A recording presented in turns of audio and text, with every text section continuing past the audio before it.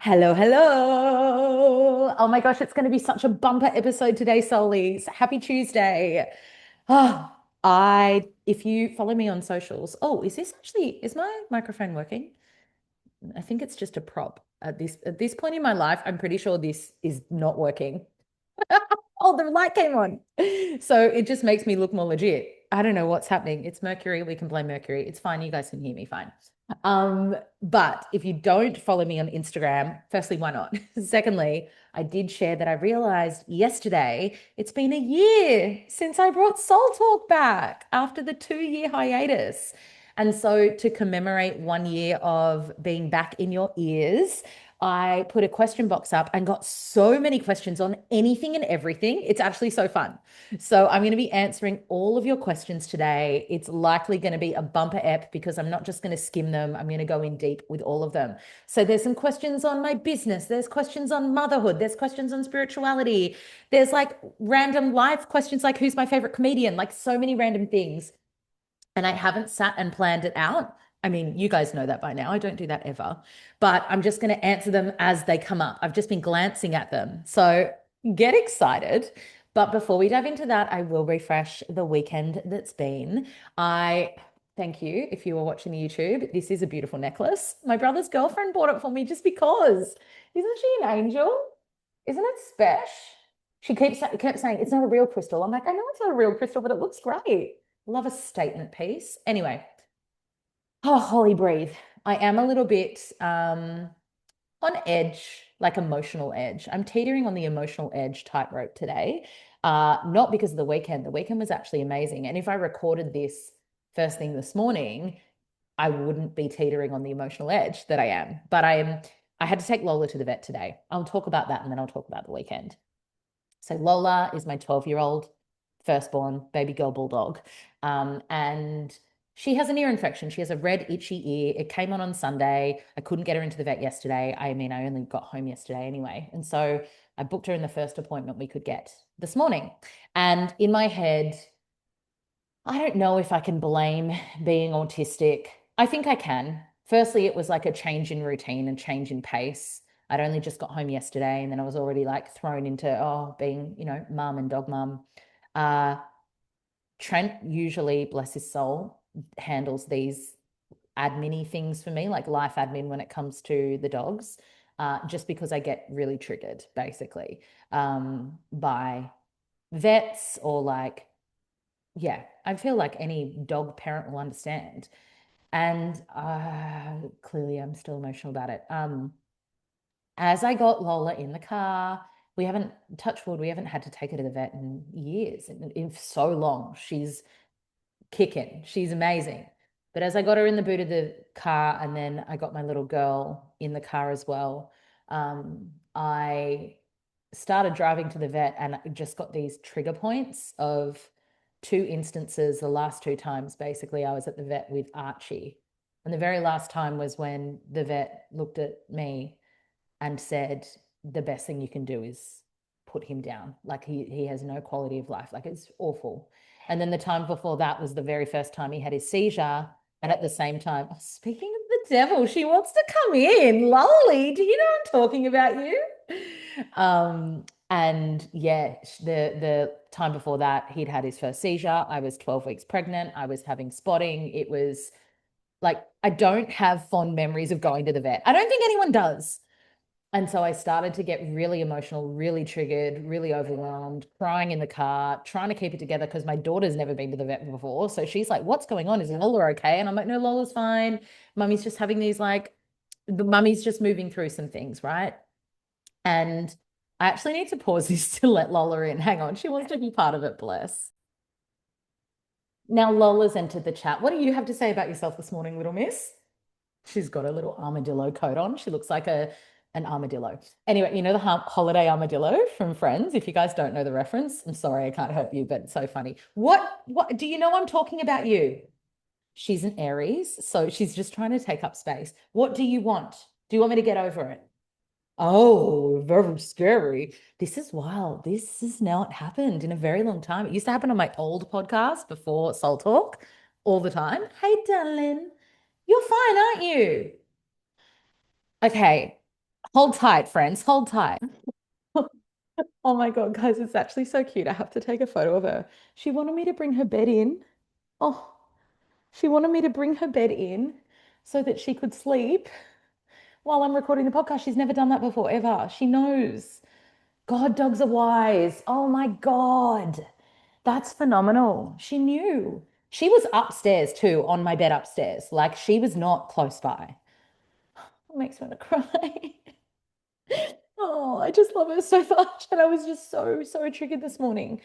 Anyway, I went to a new vet. The vet didn't really make it much better.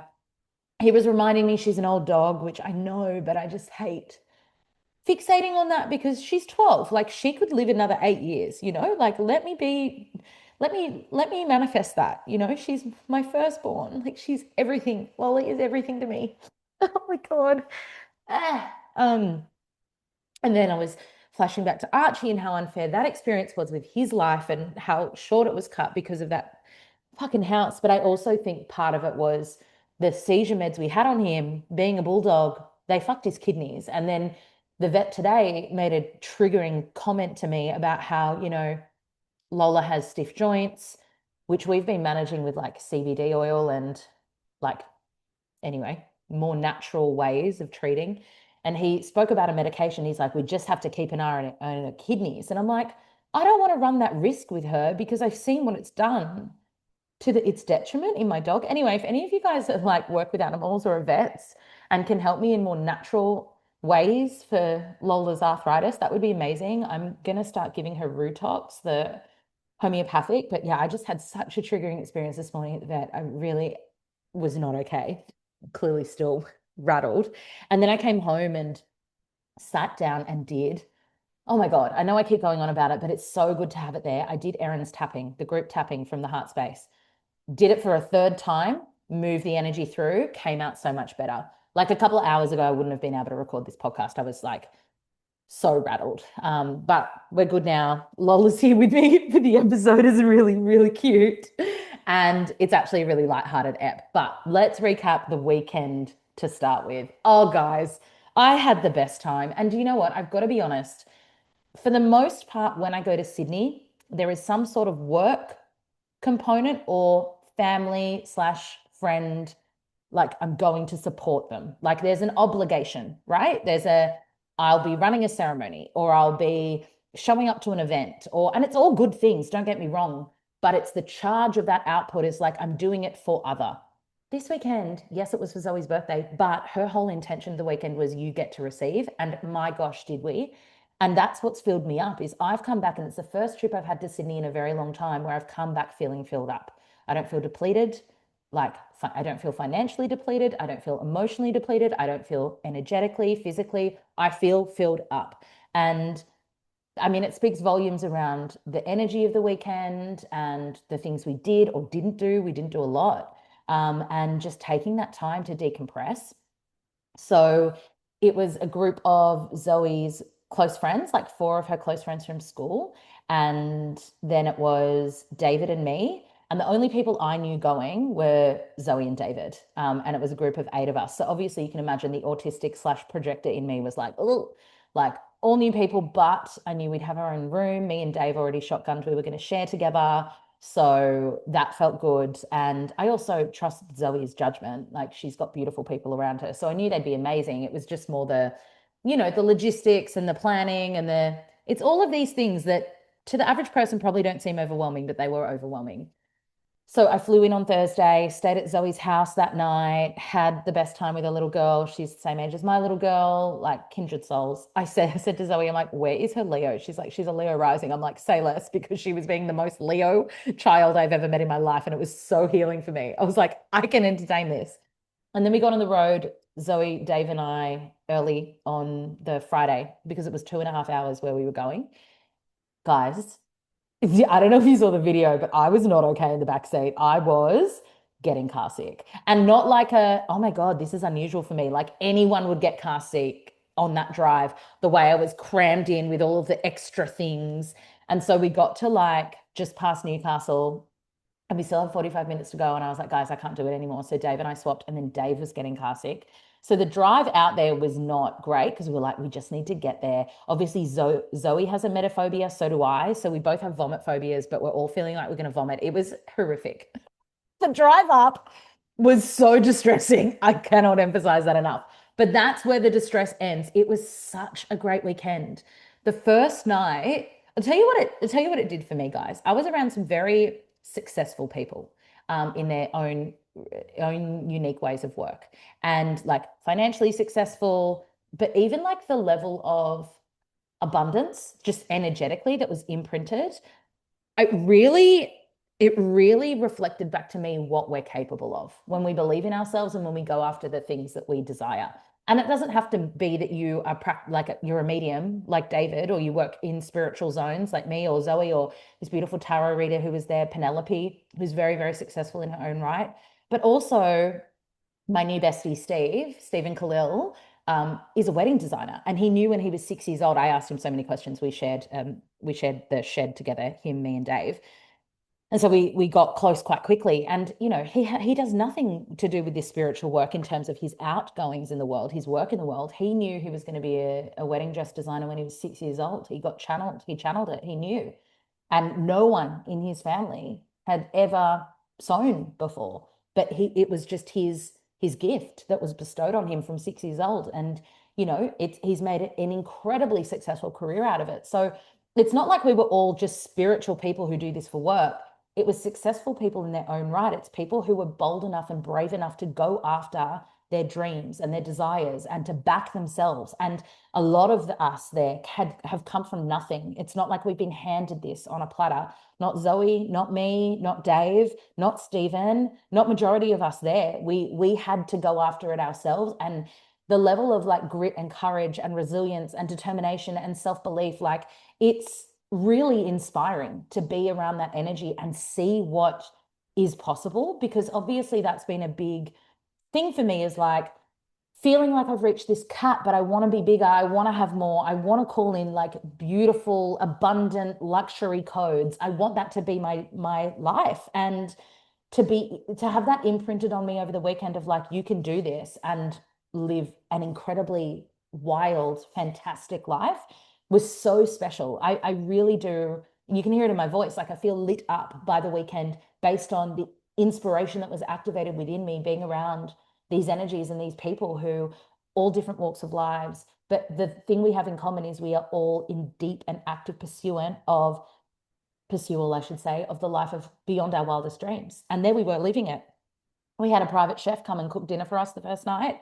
Oh my God, I've never had that before. That was a vibe. We're all sitting around by the fire while he's cooking in the kitchen, like beautiful, like it was just the whole experience. I mean, I am a second house son. Like the food and the catering to and the like stunning. I will say the Friday that we got there after the car sickness, Friday, we got there about midday. I went non-verbal. Like I was not making the best impression on everyone that first day. I was like, oh my God, I am wrecked. I just need bed. Um, but once I went to bed the Friday night, woke up fresh as a daisy on the Saturday morning. We went for a walk and then I did cacao for everyone, which Zoe and I initially were just going to do cacao ourselves. And then Dave's like, no, I want to be part. And then it just word spread and I brought enough cacao for everyone. And that was so special. Like all of us from all different walks of life sitting in ceremony, you know, blessing Zoe and her next year because it was for her birthday. It was so beautiful on the land. We were just out in nature. It was silent. There was wallabies and bird. It was so beautiful. I made scones. We potted. We did spells as the sun set. Zoe brought us these magic spells from this place called Spiritual Toolbox in Sydney, in Hurstville in Sydney. Oh my God, guys, it looks amazing. I've never been. I want to go the next time I'm in Sydney. But the spells that we did were like abundance code spells, which felt very fitting. And then yeah, just had dinner. We had different dress up themes. I ended up being so alternative for the dress up themes, which was very Aquarian of me. Like the first day was goddesses. And so everyone wore white except me. Don't know why. I went blue. And then the next day was witches. And I was like, stunning. I've got this beautiful pink spell of life, tree of life dress. Next minute, everyone's in black. It looked like I was officiating someone's funeral. I got so many messages. Why are you in pink? I'm like, that was my interpretation of the brief. Um, yeah, overall, it was just such a beautiful, beautiful weekend, beautiful connection. Yeah, really was so stoked to see Dave again. God, he's an expander for me. Speaking of, I will say, guys, I had someone in my life. I don't know if she listens to the podcast anymore. Do you know what? I don't know that she does. She sent a message to me and she said, I've stopped listening to the podcast because I realized I stopped checking in on you because I felt like I was doing that when I was listening to your podcast. And now I don't want to know what you're up to so that I can be a better friend. It was really sweet. Anyway, I'm an expander for her. She has told me many a time she's in this line of work as well. And she messaged me a couple of weeks ago and she said, so why haven't you done your live show yet? And I was like, oh God, like I am way away from that. There's no way I can do a live show. And she's like, what are you talking about? And I'm like, well, I need way more podcast listeners. I need more followers. Like I was just so disembodied in the vision that I hold for myself that one day I'll do a live show. And she gave me a kick up the ass. This was 2 weeks ago. And she said, Holly, you are my expander. I expect more from you. What are you waiting for? She's like, look at your Heart Space Live. You sold out close to, you oversold the event like that. You didn't even have to promote it, which is true. I have oversold. She's like, imagine if you had longer lead time, people would travel to go to a live event from you. Anyway, what she reflected back to me is how I feel with Dave. I look at what Dave's doing and I look at he did the UK tour, he's done his Australia tour. There's so much he's doing that I won't share that I'm like, oh my God, this is all what's there. And like he's making good money. And it's just like the expansion just by being in his energy. I have come back and sent a voice note to Ash and said, okay, we have a meeting this week. I'm like, let's talk about Soul Talk Live 2027. So I am going to do a live show next year. I'm going to do it. I'm going to do it here in Byron Bay. I don't have the date yet, but you guys will travel for it, right? Like the Byron Bay Theatre is only 200 people. That's equal parts terrifying, but also I feel we can do this together. We can make this happen. And it just was this beautiful, it's the weekend that's imprinted all of this in me is like, the reason that I'm not progressing is because I'm doing what I've always done. And insanity is doing the same thing over and over again, expecting different results. I need to push myself. I need to like branch out. And so that's what this weekend really gave me was perspective on where I'm going, not where I've been. And I know that's been this big recurring theme for me, but truly even in work and in the life that I want to create, like this is amazing. And imagine if it was even better than this. And that's the energy that I was left with after the weekend. So very inspired, very lit up, very like all the wealth codes. It feels really great. I then came home, came back to Sydney and went and visited my brother and his girlfriend and their new apartment. And that was fun because, firstly, necklace. See, the abundance codes activated. My brother cooked for me. My mum came over. It was really nice. It was very wholesome. And then my brother is a musician, obviously. Oh, I feel like you guys know that. He's also a double Leo. He's a Leo sun, Leo moon in the 10th house, right? So he's a performer. And then his girlfriend is a dancer, professional dancer, very well known. She used to be a rockette. Like she's incredibly successful in her own right. So they're musical theatre guns, as am I. Musical theatre is my church, as you guys know. So we watched Hairspray, which is, I'm going to say my top three musicals of all time. If you have not watched Hairspray, the I'm talking the film with Zac Efron and all, like John Travolta, all the fact, please what? It's so Jupiter and Leo. It's so fun. It's so uplifting. So we watched that and I was just in my fucking element. All of us, the three of us were on the couch singing like without love. Oh my God, it's so good. I listened to the soundtrack this morning to hype me up for the day. It's so good. The soundtrack. Oh, if you haven't watched Hairspray, you have to watch it. And if you haven't in ages, rewatch it. Like I almost want to watch it again. I only watched it 2 nights ago. It's such a Jupiter and Leo and Jupiter, fucking whatever. It's such a joyful, fun, playful film. It's kind of got the Aquarius North Node too, because it's about, it's about division and race but told through the art form of musical theatre. It's so good. Anyway, and then they dropped me at the airport and here I am back home. And then, yeah, thrown into taking Lou to the vet. But I do feel good. Like now that I've spoken out the weekend, I'm like, yeah, I'm back. So let's get into this. Okay, the questions. There were many. So I'm just going to do them one at a time. from beginning to end. I've got questions from the question box in my stories. Ask me anything is the premise, anything at all. And then a couple in the Soldies group too. So let's start it. Hi, love you. Thanks, love you too. Can you read for yourself? Oh, good one to start things off with. No, I cannot read for myself. I wish I had someone who could do what I do for my friends. And just like channel. I look, what I do have is a very strong connection with my own intuitive felt sense and knowing.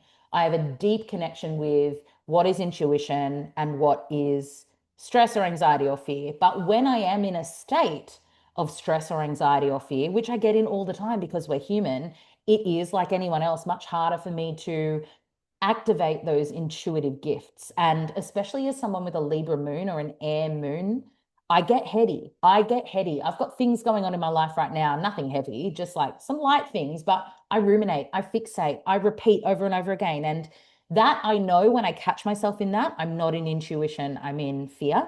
So, what I teach, if you were to sit psychic studies, is that intuition lives usually below the head and down. It's in your body, it's your bodily cues and sensations.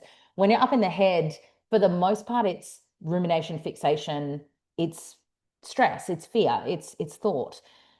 That said, when you're someone like me who has claircognizance, a lot of my psychic intel when I'm sitting opposite someone comes through the mind, comes through thought. So that's why it can get a bit noisy for me to determine what's my intuition for me personally versus not. This is why I love to journal, because journaling helps me get clarity on what I'm thinking or feeling and then what I'm feeling, like what I'm sensing underneath the thought or the rumination. So my best tools for reading for myself are muscle testing. So I teach that in psychic studies, by the way. So actually like tuning in, if you're watching me on YouTube, you'll see like, can I tune into my energy? Yes. Is what I'm feeling energetic? Is what I'm feeling psychic? Is what I'm feeling like a combination of both? And then finding where the energy is in the body. If it's pertaining to a certain person, is what I'm feeling correct? Am I projecting? Like I'm able to use muscle testing a lot to help me drop in a little deeper to my intuitive channel. Obviously, then we've got the tools like the cards. So I will go to my cards. I don't do regular card pulls these days, but if I'm really in a sticky spot, that's when I'll go, okay, cards tell me what to do, and they always do. So they're kind of how I would say inverted commas read for myself. Like channeled writing can be good sometimes. I think the number one way that drops me into my psychic channel is ceremony. It's why I love cacao so much, because when I am not when I'm guiding, I do not receive the intel when I'm guiding ceremony, just so you know. And it feels good to give it. I love offering ceremony, but I do not experience what anyone receiving it experiences. It's very different. It fills me up, but in a different way. But when I am receiving ceremony, that's when I get the chance to be in that quiet moment where the symbols and the messages and the wisdom comes in really loudly. It's why I love receiving ceremony regularly. It's why I would recommend, if anyone works in the psychic arts or healing arts in any way, sitting regular ceremony is your give back to your channel, right? This is when you can sit with channel rather than continually using it for other. So yeah, I don't sit and give myself readings. I like to be a little bit surprised by life. That said, when I get personal readings, I have one psychic I see. I probably see her every 18 months or so. And then if an opportunity comes up, like Dave reading for me, obviously I'm going to say yes to that. And over the weekend, Penelope and I said, oh, let's do a like reading swap, which is so fun. So that will be fun to get like her intel on some things. But for the most part, no. I don't read for myself. It's difficult to. I imagine, oh my God, I would never have any life challenge if I just knew everything that was happening all the time. And then you don't grow, and then life would be very boring. So I'm kind of glad that it doesn't work that way. Next question. Did I ever have self-doubt starting my own business? I'm just starting mine and it's hard. Oh, gal, go you. It's so brave. It is so brave to put yourself out there in that way, to back yourself wholeheartedly. I still have self-doubt, and I'm almost 11 years in and I still have self-doubt. And the goalposts change, right? So when you're starting, the self-doubt is around, does anyone care what I think? Who do I think I am? Like the tall poppy syndrome, it's rife. especially in our culture, especially in our society, it's like, who do you think you are doing something outside of the norm? Who do you think you are marching to the beat of your own drum? It's never going to work. Like, and you don't only have those internal questions, you get it projected upon you a lot. And it's one of those things where it's almost like you can't wait for the self-doubt to go because, as I said, it for me at least, it's ever present. It just takes different form.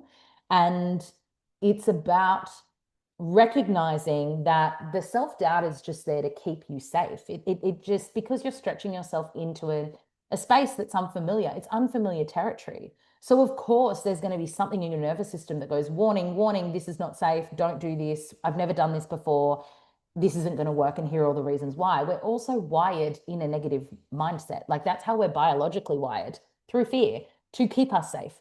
So it's it's not about waiting for the self-doubt to go. It's about meeting the self-doubt. And I talk about this in my first book, actually. I talk about know thyself is the first part of the first book. And the first chapter is meet the selves. And it's doubt, self-worth, and self-belief. Yeah, doubt, worth, and belief. Those are kind of the three pillars to making any change in your life. You need to have a solid relationship with your own sense of self-worth.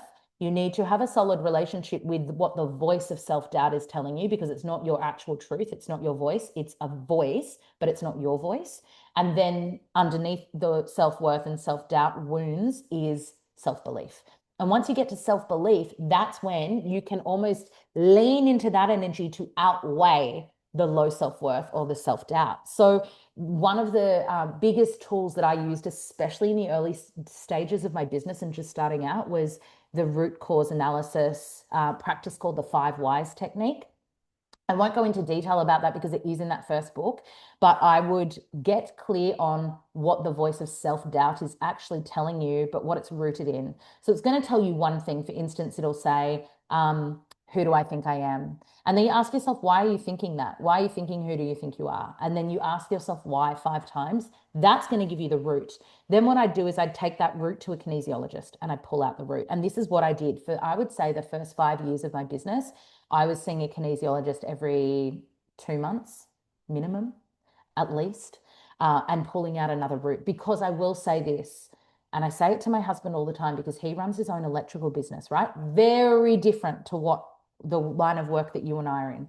But even for him, I say to him, babe, if you want to fast track your personal development journey, start a business or become a parent, but start a business.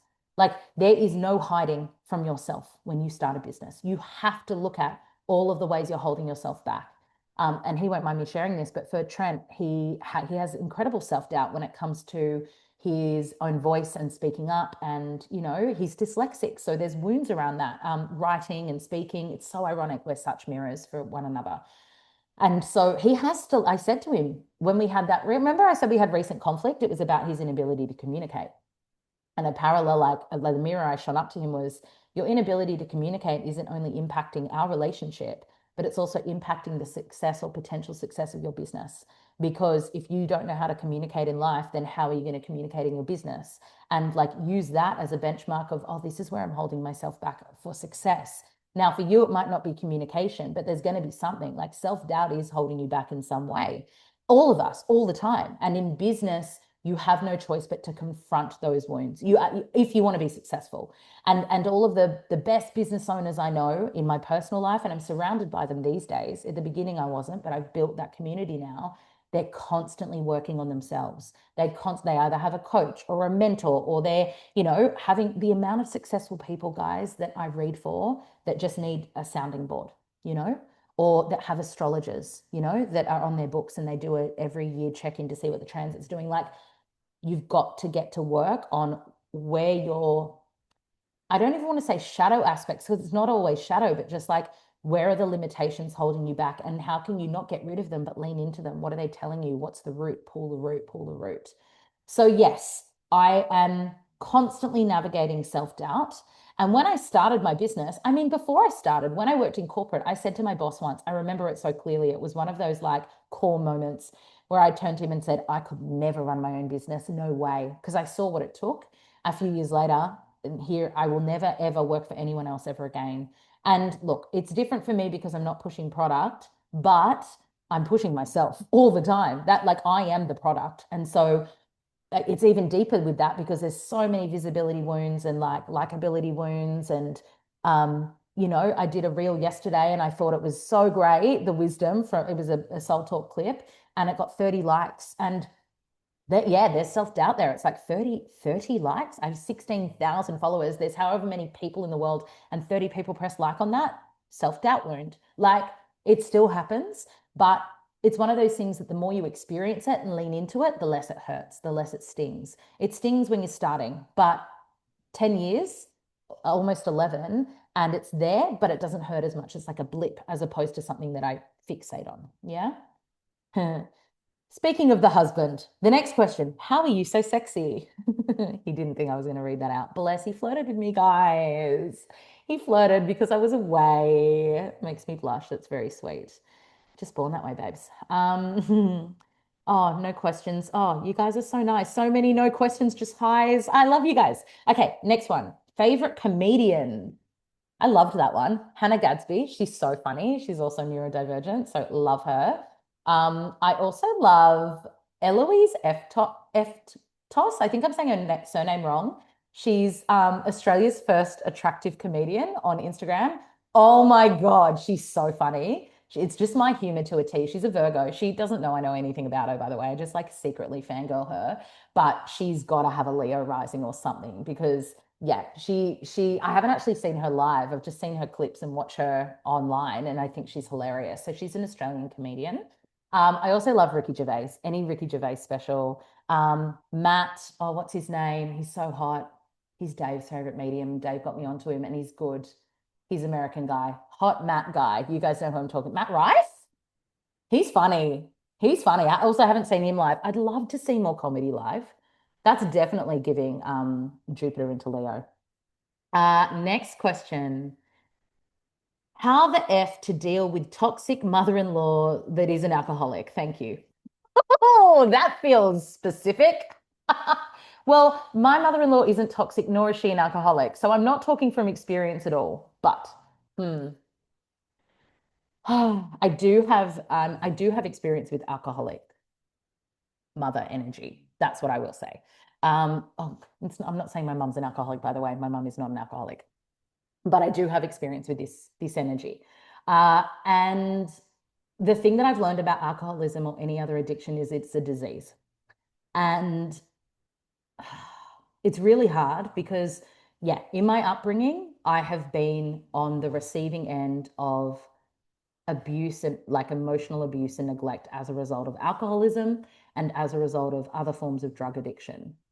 And so, as a child growing up in those environments, I know how painful it is, especially in my experience when someone is an alcoholic, or maybe it is any person with an addiction, they actually aren't fully aware of the ramifications or the impact of their behavior because they're off their head when they're doing it, and then they forget, or then they deny that they have been a certain way in their behaviors. And so you're left dealing with being gaslit out of certain experiences, or yeah, being on the receiving end of neglect or abuse or whatever it is. And so you're left questioning your reality a lot. And I've had to do a lot of work myself on realizing it's not my job to make anyone better or change anyone, even if that person is a parent or someone who's meant to, look after me, as an example.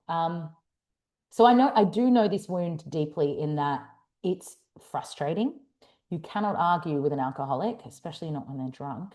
Um, I get triggered to this day. It's why I'm not a big drinker, guys. I get triggered to this day by if someone's had a lot to drink and they slur their words, I have to leave. There's emotion here.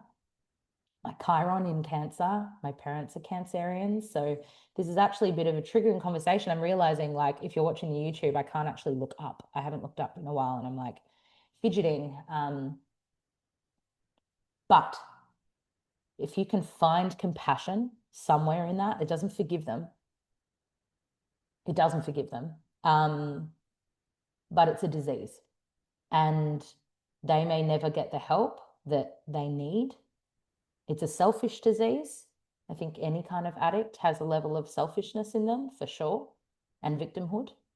And that's not coming from a place of judgment. I'm just looking at what the roots of it would be. I would say for you, my love, if it's self-preservation, it's some serious boundaries, some serious boundaries. If she really is creating toxicity in your life, then I would look at how you can navigate as limited contact with her as possible and make it clear to her why. These are the behaviors that you continue to like express. They do not make me feel safe, or, you know, I do not feel safe with my children being around them, whatever it may be. And because of that, we're going to limit our time with you, or I'm going to be, you know, deleting you from social media, or whatever the boundaries are. But this is an energy that calls for some sort of boundaries. And the only way that you can get to those boundaries is through clear communication. And that can be really hard when it's an in-law. I understand that, because it's not your parent. And, you know, it was hard enough for me to go no contact with my dad. In fact, it's his birthday tomorrow. So that's obviously bringing up, oh my God, there's so much. It's happening. I'm swirling in a Cancerian Chiron full of despair.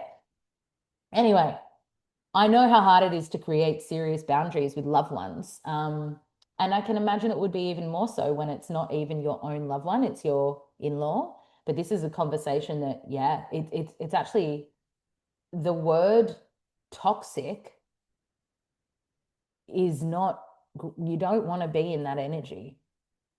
So this is a conversation that would need to be had with your partner around, you know, I actually am doing this for my own, what feels safe in my system. And that may create tension, or it may create a point of reflection for your partner to go, actually, yeah, this isn't okay. But I would say there's probably some challenging conversations that need to be had, and some serious boundaries that need to be asserted. And that they kind of go hand in hand. Asserting a big boundary comes with a clear conversation. So people know this is how you can engage with me. An example, I didn't just go no contact with my dad overnight. I didn't. I gave him so many opportunities to change my whole life. And, you know, I was so clear by the end. If you're going to speak to me in that way, I will hang up the phone. If you're going to send me abusive messages like that, I will block you. If you continue to talk to me in this way, I cannot continue to have a conversation or relationship with you. And I think there's a part that deep down, and I'm talking about like being that child now, you hope that they'll change for you, but they won't. And you just need to know that you've done everything you can to have given them every opportunity, so that, you know, when it comes to their birthday, like it is tomorrow for me, or any kind of moment where you're like, oh, was I too harsh? You can look back and say, no, I was so clear in what my boundaries were, and I wasn't asking for that much.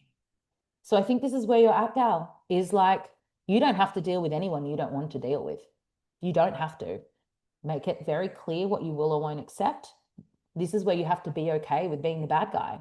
I've lost all of my family on my dad's side, basically, and I don't hear from any of them. No one checks in on me, and I love my family.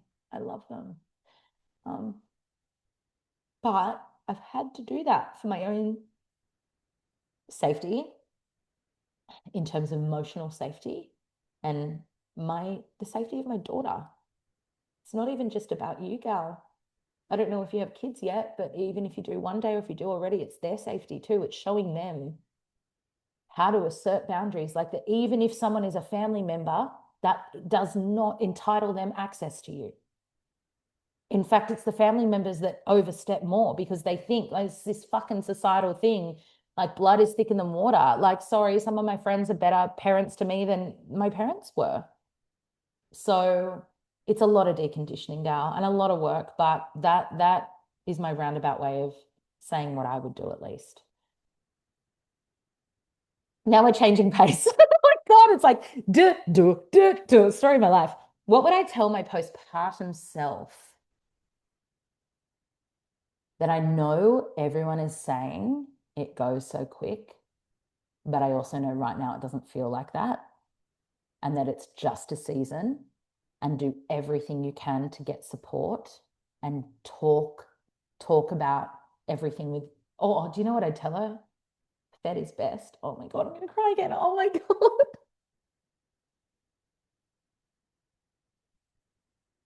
I would intervene before it got to the point where I was like piercing my nipples with needles. I would just say, give that baby a bottle. Holly, give her a bottle. Like formula is okay. You're not a failure. That's what I would tell her. It's not. Nothing in postpartum, birth, preconception, nothing is worth your mental health or sacrificing your mental health for. I would tell her to delete every single natural birthing mama account that she was following. Not that there's anything wrong with that, by the way, if that is you, but it was not helping me at all because I had this image, this standard that I was like upholding and like anything that I could do to reach that. And it was so detrimental to my mental. It took me years to come back from that. My little girl's almost 5 and I still haven't felt strong enough to go again. Nothing is worth your mental health. Give that baby a bottle, feed her formula, put the dummy in her mouth, and I give her a massive hug and tell her how good she was doing. And that she would look back on this in a few years and be so proud. Oh my God, that was a really fucked up time. We've got a second question about postpartum from this same woman. So I just want to say, beautiful, if you're in it right now, I see you and you are doing so good. And I promise you it gets better. And I know everyone's going to say that. Drown out the people who say this is the happiest time of parenting. It's not. For me, it wasn't. Baby, nah, no. Toddlerhood and watching your child grow is for me, the happiest time. I have the happiest time. Every year she gets older, it's even better, it's even better, it's even better. So I promise you it will get better. I promise you that. I guarantee that it will get better. Postpartum is horrific. Not for everyone. Some people love it. But in my experience, awful, awful. And you are not wrong for that having been your experience, right? You are not wrong for that having been your experience. It's a luck thing. I'm telling you, it's a luck thing. I have a person very close to me in my life, and her first birth, incredibly traumatic, like as traumatic as mine, if not more so. And she isn't in this line of work at all. She doesn't do kinesiology. She didn't even see a therapist for her traumatic birth. A couple of years later, she had the most beautiful, easeful birth. Same person, having births, did no work whatsoever, completely different outcomes, completely different experiences, right? Even the same gender of child that she birthed. It's luck. And if you are talking about birthing and not talking about luck, it's dangerous for women because it does play a role. It absolutely plays a role. We had this chat over the weekend, Zoe's weekend, around, the elected seed births versus the, vaginal births and the traumas that we all have as mothers and women in birth. And everyone has a story to tell and everyone's story is the right one. And it's like, so much of it is just, you get what you get. You get what you get. You can do all the work in the world, you can do none of it, and you get what you get. Reflections on postpartum. Now years have passed. I know that should I go again, mine will be radically different. I'll know exactly how I'll set it up. Firstly, it won't be COVID, so I'll actually be able to have support around me. Like that really fucked me up. Secondly, do you know what's so sad? Did I say this when I created the meal train for a close friend recently? And in your history of meal trains on the app that I use, which is called Meal Train, you can see all the past ones. And I've created meal trains for a few people in my life, various things, births and deaths. And the very first meal train I created was my own for my last postpartum. And I remember creating it and sending it out. And I had a little spiel like, in the spirit of asking for help, which I'm still trying to learn how to do. My God, I was a different person. Do you know who signed up to that meal train? I sent it to, I reckon, like 20 people up here. Me. That's all. I've got the screenshot in my phone. And I looked back on that only recently and I was like, oh, no wonder. And that's not to say I didn't get meals dropped off. I did, but I was not supported postpartum. And I was someone it was dangerous how low I was. And I was not supported. And I know it will be different next time. Firstly, based on where we live, the community we have up here. I think community is so important. Community is everything. If I birthed my little girl in Sydney, it would have been radically different, but we wanted to live here. So that was the sacrifice we had to make. And it really did cost me my sanity. It really did. I didn't have my mum just down the road. I didn't have family around the corner. I didn't even really have friends up here. We'd only just lived here, not even a year yet. So I think my biggest reflections on postpartum are that I will do it radically different next time. I will let people take care of me. And I have a lot of my biggest fear is around postpartum, not birth, not even breastfeeding, because I'm already come to terms with the fact I might breastfeed, I might not, and I don't, I'm whatever. It's postpartum depression. That's what I'm afraid of. And some people are more predisposed to that. And I think one of the biggest keys to navigating that is having a solid community around you, community support. Um, that is my biggest reflection postpartum. I think also when you're in it for the very first time, you really do feel like it's never going to end. I've never felt that more in my life where I was like, what have I done? Like, is this my life forever? And now I'm living the best life I've ever had, like as a mother. And, only a few years ago, I was thinking my entire life was ruined. And so I think, yeah, it will be different next time for me because I know actually the days are long, but the years are short. And it is. Blinking, you'll miss it. I don't remember much of my little girl's first 2 years. I get the photos on the iPhone pop up and I'm like, oh, God, she's cute. And I don't remember. So I was very much in this state of survival, which I feel for me, if I can get through that, then I'll get through whatever comes. And it just won't be that bad next time, depending on the circumstances, obviously. But community, and also not needing to get back to work right away, which as a sole trader, very difficult. I was back working 3 to 4 months postpartum, and I would just love to have the safety net financially to not have to do that so that I could just come back and ease back into things when the time felt right, not because we needed me to financially. Postpartum is a trip. Like it's hectic. Would I love Trent if he was a snail? Fucking hell. That's my friend Sean. No, I wouldn't. I wouldn't love Trent if he was a snail. Let's be real. People would say, yes, I would, but I wouldn't. I've never loved a snail. So if Trent was a snail, I wouldn't love him. No, I would miss him in terms of like I'd walk past him on the driveway and go, oh, a snail, and that would be it. What does my daily routine look like weaving motherhood and entrepreneurship? Oh my God, am I an entrepreneur? Thanks, gal. What does my daily routine look like? Well, majority of it is motherhood. Hang on, I need a sip of water. So, my daily routine, Monday to Thursday, I am with my little girl. And when I am with her, I am not working. My laptop stays in my office and we do not come in the office unless we're pulling cards or my altar's here, but we do that for funsies. So she doesn't see me working on my laptop when I'm in mum mode. We have our nanny for 4 hours on a Tuesday. So ideally, I do a little bit of work and a little bit of play. So today I'll record this podcast. I did want to get to editing an Oracle deck, but I also want to give myself some love. So I'm going to jump in the sauna and have a little resty rest as well. So the 4 hours that I have on a Tuesday, I'd say 2 hours of those are work for me when the nanny's here. So the nanny just plays with her in the house, right? So I'll go out or I'll stay in, but the nanny is here with her. Then on a Friday is my work day. Now, this didn't start out right away when I became a mum. I was mumming Monday to Friday, and it reached a point where I said to Trent, I hate this. I absolutely hate this because then I was having to work on weekends and then I never got time to myself. So we really had to have some serious conversations of Trent dropping his a full day of work, and he runs his own business, for me to step in.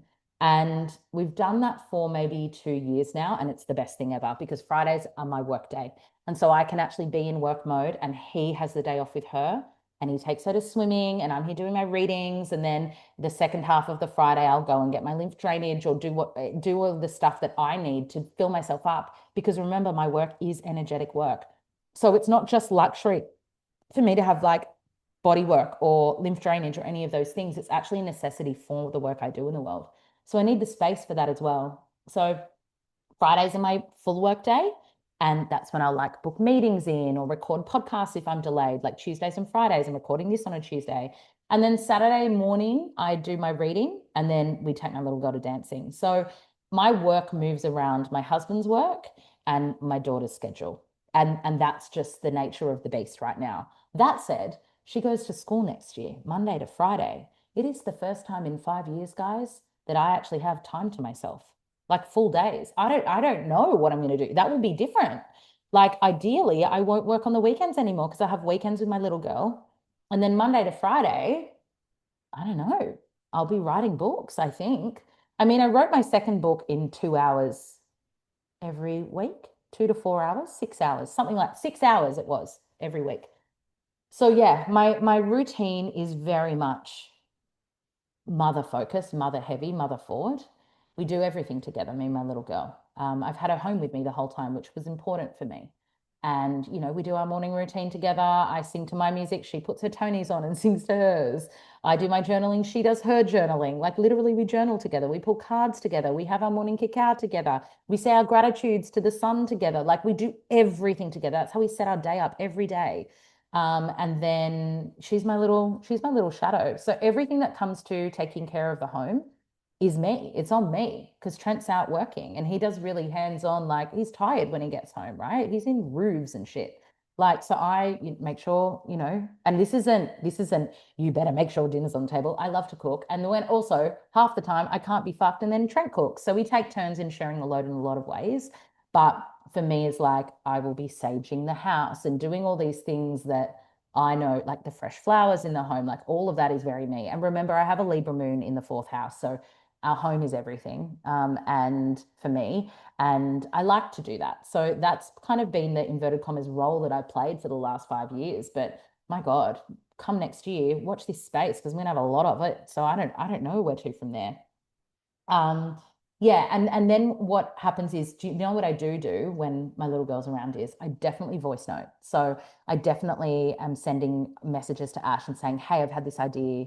Hey, where are we at with this? Hey, when you work, can you get down and do this for me? Or can you create this social post for me? Or can you do this for me? Or, so I'm sending voice notes for sure. But for the most part, work and motherhood are separate, mainly for me, because I couldn't wrap my head around doing multiple things at once. Something that recently I've shifted is I've deleted Gmail off my phone. So that was only been in a lot since my Instagram hiatus, because I would check it all the time and respond straight away. And now I'm like, no, no, no. Instagram's off the phone. I'll jump into the office every now and then and check my emails. But for the most part, that's just when I'm in work mode. Um, what does a day in the life eating look like right now? Major foodie. Oh, feels gal. A day in the life eating is fun. Okay. Well, my dietary requirements at the moment, and people always say to me, like friends are like, what's your requirements now? And I'm like, I'm not that bad, am I? But I read somewhere that anyone with Virgo Mars has like hardcore diet and like workout nutrition preferences. And I was like, oh, okay, well, kind of checks out. So I'm gluten free. Not because I'm a celiac, because for my thyroid. So the thyroid antibodies love to eat gluten and it inflames it even more. So I've been gluten free since postpartum, maybe even before that, just because I am gluten intolerant. That said, over the weekend, I ate gluten. Like I made scones. I ate them. Like I am probably, I would say at this stage of my life, 95% gluten free. So that is my baseline meal requirement, right? For me. I'm also really conscious of my protein, especially as someone who was pescatarian for 17 years and really dealt with the ramifications of that. I've said ramification a lot this episode. So I'm conscious of that. But also big foodie. So breakfast, I had the egg ick for a really long time. Do you guys ever get that when you're like on eggs and then you're off them and you can't eat them for ages? I've come back to eggs and that makes my life so much easier because not eating eggs, breakfast was really hard and I was having like just cheese and tomato toasty, but like that is not enough for protein wise. So I will make in the morning a collagen cacao, and collagen has protein. As I said, I'm very conscious of protein. So if I don't feel like a cacao, then I probably will have a coffee. I'm not a coffee addict by any stretch. I can go weeks without it, but I do like having a drink in the morning. And for whatever reason, tea is not a morning drink for me. So it'll either be a normal ceremonial cacao with a scoop of collagen in that. That's probably like 5 out of the 7 days. Otherwise, it's just an iced long black, bless. And my breakfast is eggs. Again, thank God. So something actually I will say is I got my all of my bloods reevaluated. I think I mentioned that my friend Kate Home has introduced this new offering, and it's so great. I'll put it in the show notes actually, where you send her through your bloods and all of the recommendations that have come through from all of the health practitioners you've seen. And instead of using AI to give you a more cohesive plan, she does it for you and you get the results in 72 hours via voice note. Oh my God, it's so good. I'll put it below. Like it's cheap, it's easy, it's a quick turnaround. And for me, it was like I was getting conflicting advice from everyone. And I was like, fuck, I have so many tabs open. I'm just going to send it through and see what she says. So the biggest thing for me was one of her questions, and I loved her for it, is like, if there was anything I told you to do that you'd be like, please don't tell me to do that, what would it be? And I said to her, please don't tell me to be keto because I did that last year and all my inflammation went away, but at the cost of my quality of life. I am Maltese. I love carbs. Carbs are life for me. Do not tell me to not eat carbs. I understand that I probably dropped a significant amount of weight and inflammation not eating carbs, but sorry, that is not a way to live your whole life. And so the keto thing for me, it was a means to an end and it definitely helped me, but I don't want to live a keto life. I don't want to do that. It's not fun for me. So I said that to her and she came back with the voice note and the report. And she's like, no, no, no, we need to get to why. Like, why? Why is there inflammation caused by blood sugar destabilizing? Like, what is it about that? And so instead, we're look for me, she was like, just focus on being like eating Mediterranean diet, which is practically what I do anyway, with just a little bit more carbs, a little bit more treats. And so that's what I've kind of been doing. Lots of slow cooked meats, like my slow cooked lamb. That's a staple every week. Slow cooked lamb. Do you know what I've been doing a lot of actually? Chicken rice tray bakes. Oh my God, so easy. You put in a cup and a half of rice on the tray and then 2 cups of stock, whatever stock you have, chicken or beef. Then marinate your chicken thigh fillet in whatever marinade. I do like a Greek yogurt with paprika and spices. Put that on the tray bake, chop over the rice, chop up whatever veg you have. Usually for us, it's like leek, zucchini, cherry tomatoes, maybe some Sicilian olives. Drizzle that in olive oil. Put that in the oven with foil over the top for 160 degrees for 35 minutes. Set the alarm and take it out at 35 minutes and put chopped halloumi on top and put it back in uncovered, like take the foil off for like 15 to 20 minutes. Oh my God, that is a staple in our house. Trent is always like, Holly, you have to do it because he ruins it every time. But dinners are definitely some sort of meat and carb and veg combo. Love a chicken tray bake, love a slow cooked lamb. Bolognese is my daughter's favorite food, and I load it with stock and veg. And so I feel really happy when she's eaten that. So we definitely have that once, if not twice a week. But I kind of went off beef recently. So I've been having a lot more lamb and chicken. And then I didn't even say my breakfast is eggs, and I've been doing this shakshuka where it's like tin tomato with the spices, and then I crack 2 to 3 eggs depending on how hungry I am, and then I let it like simmer down and the eggs cook, and then I'll put some veg in there. I really love leek, so I put leek in or onion, and then sometimes if I have mozzarella in the fridge, I'll put mozzarella on top. Otherwise, I just leave it, and that's my breakfast. And then I'm not really a snack girly. I just eat my 3 meals.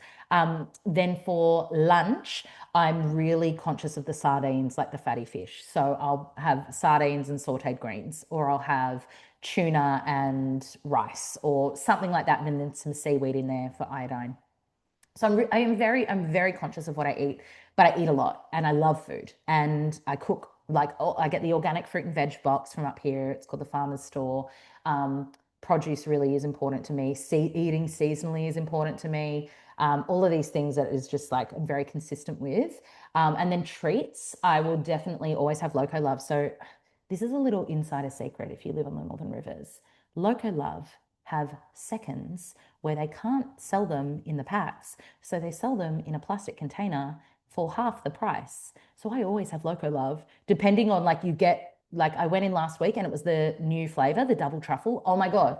So I got that for heaps cheap. And so I usually have a Loco Love like in the afternoon with a cup of tea or after dinner. That is my day in the life staple. And then we've just gotten Uber Eats recently to our area. By recently, I mean in the last 6 months. So the weekend we'll definitely have an Uber Eats moment. And when I'm ordering Uber Eats, I'm getting a burger from this place here called Slicks. It's so good. They do a gluten-free bun, stunning, like this chicken. Oh, so good. Or I will get, I do love a pizza, but I'm more of a pasta girly, to be honest. My favorite food, here's me talking 45 minutes on food. My favorite food that Trent makes is this sausage cream pasta sauce. I can't even tell you. I can't. Oh my God, my mouth is watering. It's so good. But do you know what else I love? And it's just like in this economy, yes, cutlets, lamb cutlets. Like obviously we get that, it might not be obvious, but we get cutlets once every couple of months because then you have to take out a mortgage for cutlets these days. But cutlets with a chimichurri and some like smashed buttery potatoes and then like a Greek fresh Greek salad with all the coriander and parsley and tzatziki. I love lamb. I love Greek cuisine. I actually hit it off with Stephen Khalil this weekend because I found out he was Lebanese and I was like, oh my God, fattoush, falafel. Just talking about Lebanese food. I love food. Oh, I love this question. You didn't ask me what my favorite food is, but I'll tell you.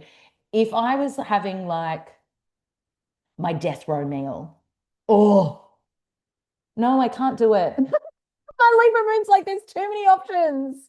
Do you know what else I love? I love ice cream. I'm such an ice cream girl, and so is my little girl. She just obsessed with ice cream. It's really cute. So Trent makes our own ice cream, and it's like high protein. So we have the ice cream maker thing, and then it's just fresh cream and maple and egg, and then like we put the chief protein powder, the chocolate protein. It's chocolate ice cream. And then when my little girl has some, we're like, well, she's getting protein. Like it's actually good. Like ice cream can be a superfood. Genuinely, legit, it can be. So yeah, we're an ice cream house as well. So my mouth is watering now. That is my day in the life foodie vibes right now. Will there be another opportunity to nominate for mini reading episodes? Yes, actually. And thank you for bringing that up. If you're a subscriber, basically, I've said this before. I know I've neglected you guys in bonus episodes, but basically, to subscribe to this podcast, it's going to cost you $33 for the year, right? And you get a free reading with me. Like that's unheard of. My readings are 400 and what? $440, like 480. So a $30 reading, it's nothing. So subscribe and then you will get on the list to nominate yourself for a mini reading. We're actually at the end of the list, I think.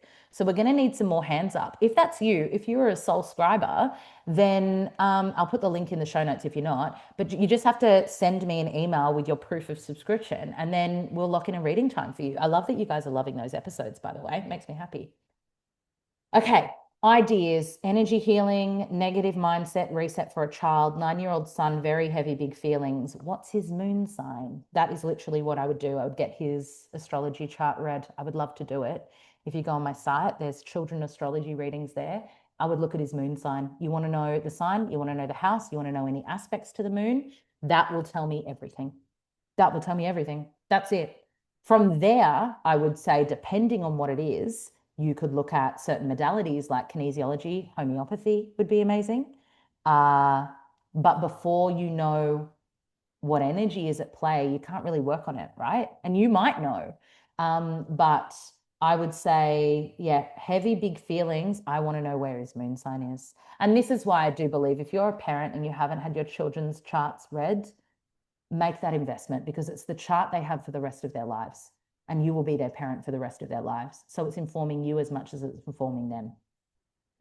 But I am sorry to hear that, girl. It must be really, it must be really hard. It must be really hard.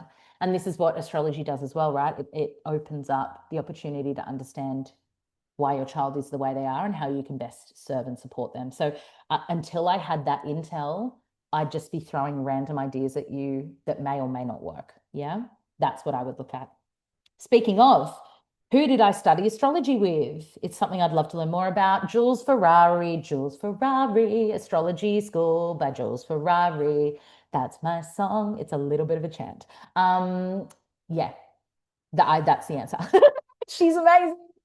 She's the only person I would recommend. You do astrology school level 1, you get an understanding. And then level 2, you can go and practice with other people. So I've done every single short course, mini course, long course that Jules offers. She is incredible. She's in a league of her own. She is so embodied. She's magnificent. And everyone should sit astrology school. Whether you're going to be an astrologer or not, even just to get an understanding of the modality and how best works for you. Oh, she's amazing. Sign up to her wait list. She's so good. Golden Nature on Instagram. No question, just love, celebration. Thank you. How am I going with keto? What keto? It's so funny. At the beginning of this year, I'm like, I'm going to do a gut reset and I'm going to get back on the keto. Nah, I'm in this season of nope. I just love carbs too much. And I'm very grateful that in my most recent bloods, as you guys know, the inflammation was high, but everything else was pretty solid. And I do think a lot of the inflammation was me just like pushing myself and needing to work on the next thing, work on the next thing. And I'm not there anymore. So I'm just giving keto a break. I know it's there. I know I can go back to it if I want to, but right now, we're G. We're okay. Props to you if you're going with it though, because it's bloody hard work. I was peeing on those strips every like it was constant peeing. Am I in keto? Am I not? Oh my God, the maths. I see my sister, she's type 1 diabetic, and the math she has to do to eat every meal she eats is like, if you don't have to do that, then don't. And so I don't. I gave up. All or nothing over here, can you tell? Uh, everything I love, everything I do. Thank you. Is your psychic course still on offer? Yes, this is how bad I am at promoting myself, guys. Oh, God. I have a whole online store. I'll link it below. I got so many things on there. The psychic course is up there and it's still cheap as chips. My manifestation and magic course is up there, still cheap as chips. I've got like a dream visioning workshop. I got a vision board workshop. I got a body image ceremony, like a one-off. I've got so many things that I just don't talk about. They're all there. Please go. If you loved this episode and you want to celebrate 1 year of Soul Talk with me, I'll tell you what you could do that would make my heart sing. You could go onto my heart opening store and buy something from there. That would mean a lot. Or join the heart space. Pick a thing, anything. That would mean the world to me. Oh my God. How's that for a little casual plug? A couple more questions. So, hey, Holly, Nicole here from South Australia. Hey, Nicole, love your podcast. How do I tell people what I think instead of what they want to hear? I'm laughing because, oh, it went from light to whoa. How do I tell people what I think instead of what they want to hear? Well, some people aren't going to listen to what you think anyway. So depends on who you're wasting your energy with, gal. How do I tell people what I think? Hmm. Always with kindness, I will start by saying. And it's hard, especially as someone for me with a Libra moon and Gemini rising, like I know what people want to hear. And it's a lot easier at times to use that to your advantage to be like, yeah, I'm just going to be agreeable for the sake of it. I think what's coming through as I'm speaking this out is pick your audience. There are times when you are going to need to stand up for yourself and tell people what you think. I had that last year. Um, and it led to falling outs and friendship breakups. And I think it depends on what you will or will not stand for. You know what it comes down to? It comes down to integrity. I think if you're telling people what they want to hear and it's at a cost to your own integrity, you need to rethink. And that's something that I think a lot of us are going to be called more into over the next few months, year. Being in integrity with your values and your morals, I will always back myself in those, even if it's a cost to a relationship, because what I'm realizing is the more that you do it, the easier it gets. But would you rather sacrifice yourself for someone else's lack of integrity or stand tall in knowing truthfully and with all your heart that you backed yourself 100%? I have a big wound in my life where I don't feel protected. I've never felt protected by anyone. I've never felt like anyone's got me. And at the root of that wound is I have to have me. I have to have me. I've got me. I'm my protector. And so that when I established that new role I wanted to play for myself, I couldn't just be agreeable anymore. And tell you what, a non-agreeable woman is not a liked woman in a lot of circles. And I am the bad guy in lots more people's circles now than I was 2 years ago because I started to tell people what I think instead of what I knew they wanted me to say. And it takes practice. And if you do it with a kindness and an honesty as well, like this is really uncomfortable for me, but I just wanted to share how I'm feeling. You position it as this is how I feel about it, not you did this or you're wrong because it's like this is how it's come across to me. This is how I've experienced that. This is how I feel. So put it back on yourself. These are my feelings. People actually can't argue with that. They might have an issue with that, but that's not actually up to you. And what will happen is you'll have this natural filtration of who leans in, and they're your people, and who backs out. And they were never your people to start with because they only ever were there when you were being completely dismissive of yourself. And that's not a life we want to live, right? So I would say it takes practice and it's going to be clunky and you're going to have a lump in your throat countless times. It's taken years for me. And I still have to hype myself up sometimes with these conversations. That said, I haven't had to have one this year. So I think I'm good. I think I'm in the clear. I really went through that a lot the last few years. But at the end of the day, if you can put your head on your pillow and sleep soundly at night because you know everything you said was backing yourself 100%, then that's the reward. And I tell you what, the liberation on the other side of that, you feel untouchable because I'm telling you guys, I know there are stories about me and rumors and gossip about me in this industry that are so untrue. And I do not care because I know I had me. And that's integrity. And you will never, ever, ever go wrong when you're in integrity. And there's no resentment because I said everything I needed to say. You know, if people want to twist that or lie about it, that's on them. They're the ones living with that, not me. I feel lighter, you know? So it's worth the reward on the other side. And the only way you'll know that is if you do it and then you feel it and then you go, oh yeah, I'm never, ever placating to anyone else ever again. But pick your audience, don't try it with a narcissist. Yeah, I mean, you can try it with a narcissist, but it's only going to end in tears, your tears probably. Um, what's been the thing that surprised me most in bringing the potty back? Oh, how much I love it. No, that's not surprised me. How much energy it gives me. I thought that it depleted me. That's why I took a break. But that was the ghosts in the haunted house that were depleting me, not the podcast. I feel so energized doing this. I could talk for days. And what else has surprised me? That you guys love it so much. It's really surprising because it's just me. It's not like a normal podcast. Like this is no bells and whistles. Like most of the time I'm not wearing a bra when I record this. Like I'm not in a studio. There's no fancy lighting. My podcast, my microphone isn't even on. Oh, why does it do that every time I turn it? It's not even working. But you guys love it. I record it in Zoom and then load it on QuickTime. Like this is not fancy. This is not, and there are a few hundred of you every week. The success of it, given the output, that's what surprised me, and I'm just so grateful. I'm just so grateful. You guys are the best. Like I just love you all so much. I'm so yeah. That's what surprised me the most. The love and support about it when yeah, it's an independently produced show that's very ad hoc, very stay-at-home mama. Um, but you guys are here for it, and it makes me really grateful. Last question. How did I learn to produce a theatre show? Tell more about that joy space for you. Can you hear the joy that happened when I like lifted my voice? Oh, how did I? Oh, I love this.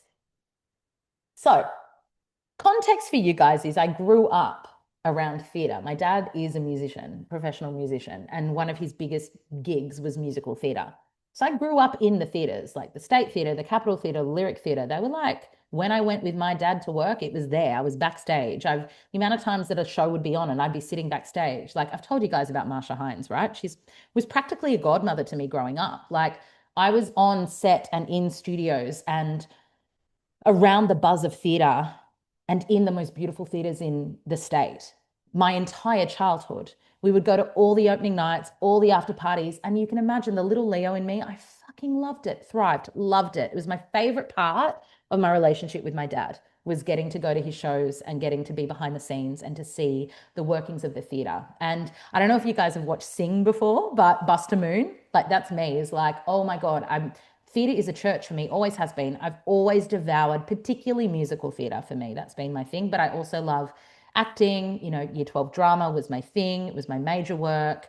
And I was going to go to NIDA. That was the thing. It was journalism or NIDA, journalism or NIDA. And in my head, because I grew up in a household of musicians, I saw how hard it was to make money in the arts. And so I chose journalism. That was it. I would have gotten in. And So then I just kind of diverted away from my joy, which is performance and anything to do with performance. And, I'd still go and see musicals every year. And I worked at the opening night of Hairspray. Again, my favorite musical. Go watch it. Please tell me if you do. Please share it on your socials if you do and tag me. It will make me so happy. Let's have an upsurge in Hairspray the musical. Oh my God, that would make me so happy. So like I did promo work on the red carpets of Hairspray. I've got like photos of me with the Hairspray thing on the red. Like I've got just musicals, theater. And then when I moved up here, obviously I fell into a hole of postpartum depression. And I don't know what it was, but there was something in me 18 months postpartum where I'm like, I talked about identity diversification, right? And I went, I am not feeling fulfilled by motherhood. I'm not feeling fulfilled by my business. I need something. I need a hobby. And the first thing to come to mind was theatre. And I was like, I don't even know if there's a local theatre company. And so I looked it up and started following the local theatre company, which was Bangalore Theatre Company. There was only the one. And they put up an audition notice for the show that I was later cast in. Do you know how hard it was for me to go to that audition? I was 18 months postpartum. I was depressed. I felt so bad in my body. I didn't know a single soul. I was so nervous. And I was talking to my friends about it. And I just knew something in me was like, I've got to be in that room. Thank God I did that. So what happened was I ended up going to that audition and getting cast as one of 6 people in the show that went on to win. Like from here, the Northern Rivers to Brisbane, they do the Gold Palm Awards every year. It's Theatre Show Awards. We won Best Production that year. And that made me go, firstly, when I got cast, I'm like, oh, I can actually act. It had been 15 years. Oh, I'm actually good. And then we won. And I was like, oh, I'm part of something epic here. And then the next show they did, I was lead understudy for the 4 lead women roles, speaking in tongues. And it was when I was understudy, I didn't actually get a run, but I learned all those parts. And I took it on because I was like, this is my hobby. There's community here. I love watching actors in their craft. I've always been interested in behind the scenes. And as an understudy, I kind of was the bridge between the actors and the production. And that's when I got to see just what goes into production and the crew and making a show work. Like the actors show up and do their bit, but they can't do that without production. And so a year went by and they were auditioning for no, they hadn't auditioned yet, obviously, but they were going to do Into the Woods, the musical.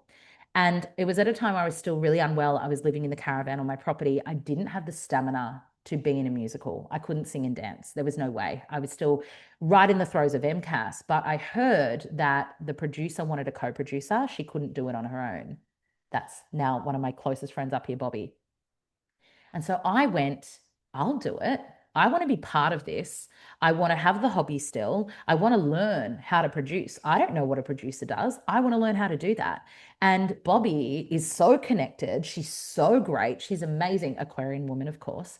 I want to shadow her and I want to learn from her and I'm going to throw my hat in the ring. And so then they were like, it's community theatre. So you get a go, right? They went, yep. And then I was thrown into this band of misfits. We're all really close friends now. And there was like the core group of us who were the production team. So the director, the assistant director, me, Bobby, the costume director, a production manager. Like we met every week for 8 months in the lead up to putting on this fucking phenomenal musical production. And for me, I realized my eyes were opened into just how much a producer does. You do not have a show without the producer. The producer does everything from orchestrating auditions, where they're hosted, who's coming, how they run, callbacks, to the logistics of rehearsals. It's very Virgo. Like I'm actually so good at it. Producers do the marketing. And it's not just you do it all yourself, you have to find the people to do it too. Photography, the program, you are the sounding board for the director and that you always hold the director's vision and make sure that we're always like the set designers are focused on the director's vision. You were like almost like the protector of the director's vision. You were also the sounding board for every single cast member. So any actor has any problem, they come to the producer. We also have to manage the budget, and there is a budget that we work with. We have a certain amount of money allocated to set, costumes. None of us get paid. We all do this for the joy of it, but there is money going into putting on these shows, hiring the theatre. This is why I can put my own show on, guys. I know what I'm doing now. So see how it's all connected? It's amazing. So the musical was a big initiation, and I will say I was royally fucking burned out by the end of that. Musicals are so hard to produce, especially when you're not getting paid and you're still like mumming and running a business. And I was writing a book at the same time. I also wrote my children's book at the same time. I also had an MCAS. I was also living in a caravan. It was big, it was hard. And that's why I took last year off. I didn't do a single show. I needed to regroup. And then because that was my first initiation into producing, this time around, I know what I'm doing. And we've got the core team. We have Madeline West as our lead, who is literally one of the, like, did any of you watch her in Neighbours? Like, she's phenomenal. We had callbacks last week, and watching her in the callbacks, I was like, she's like, oh, this is not me even giving 50%. I'm like, I can't wait to see 100% because she's a fucking incredible. So I get to learn from the actors, which is still a joy of mine. I definitely still want to be on stage one day when the right show comes up, but I also get to be part of it and to know like we did that. And actually, I will say the musical that we produced won production of the year again. So it's nice to be part of something where, you know, we get to go out, it's like a black tie event. You get like and we're all such good friends. That's the thing. Like, these are my people and they're in a different line of work. It's that identity diversification. We love each other so much. And I'm just so excited to be hanging out with them every week again. So that it's literally been throwing my hat in the ring, being okay with being the new girl and the new kids, and feeling out if it's for me or not. I'm so glad I did because truly some of my closest friends here, they're all like, oh my God, Holly, when you have a baby again, like we will be there for you. We'll come and stay with you. Like they're just my people. I've had like, I have not had a night where I have danced from like sunset to sunrise until I've met these people. Literally, like that, the parties that we have and the fun times and the laughs, the belly laughs. It's so healing. It's so healing, so much of it. So yeah, it's not like I'm going to produce forever, but I love that I can because I obviously want to put my own shows on one day. But also as someone who's a writer, I want to write for performance. I've learned that at uni. That was a whole course I did. Part of my degree was writing for performance. Imagine knowing as a writer what the actors need, what the production team needs, what the crew needs, and then you as the writer can write to that. So yeah, there's also the long game I have in mind. I also will never look at crew the same again. The respect I have for those people, they are the first people at the theatre and the last people there. There were times in Into the Woods where we were leaving the theatre at 2 in the morning and we're not getting paid. It's for the love of the arts. And I do think we're in this time culturally where the arts, like I don't know how many of you guys are across this, but so many shows are being closed down in Sydney at the moment. And then there's this whole conversation around, you know, our structure of performing arts in this country needs to replicate something like West End in London, where the government gives them a 40% tax break. There's nothing. The government gives arts nothing in this country. And so it's so sad, these productions, they can't afford to keep up because they're traveling, they're spending money, taking their, like the crew and the cast to all of the capital cities. Why don't we just have a hub where everyone can come to that? It's like West End, it's like Broadway. That's how it's done everywhere else. So, and especially like also this country is all about sport and doesn't give anything to the arts. So it's been really sad to see that, but that's why community theatre matters more than ever because people can afford to come and we're not getting paid to put it on. So it's profitable in that way. But that's the only way. Like we can put on really good shows, like, but it has to be for free for us. Anyway, that is my theatre spiel. Thank you for letting me special interest dump on you. That was so autistic. I told you it would be a bumper episode. Thank you for your questions. I don't think I've missed any. I love you guys so much. Thank you for the best year ever. What do I want for the next 12 months of Soul Talk? Great question, Holly. I just came in. I'd love to double my listenership. Oh, do you know what? Let's go big. I'm gonna average 1,000 listens an episode. 1,000 listens an episode. We're gonna get to 100,000 streams easily. We're gonna get to 100,000 streams, 1,000 listens an app. We are going to have a new microphone and be approached by a production company that wants to take this mainstream. Boom. Welcome. That is the next 12 months of Soul Talk, probably the next 6 months. Let's speed that up. On that, I'll be back in your ears later in the week with your What's the Vibe. Bye, guys.